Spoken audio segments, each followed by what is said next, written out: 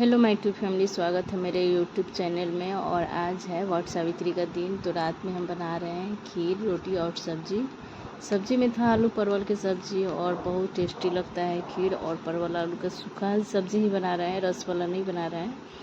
तो अच्छा लगता है, सूखा सब्जी भी कभी कभी खाना चाहिए। और इधर सब्जी भी फ्राई कर रहे हैं, उधर दूध में डाल दिए हैं चावल थोड़ा सा और वो भी पक रहा है। इधर ये सब्जी भी बन रहा है, तो दोनों एक साथ ही बनाना सोचते हैं कि जल्दी हो जाएगा, समय का भी बचत होता है। ऐसे गर्मी भी बहुत ज़्यादा है, तो किचन में तो ऐसा लगता है कि जल्दी जल्दी खाना बनाइए और भागिए किचन में से। ऐसा हो जाता है, गर्मी के दिन में बहुत मुश्किल होता है।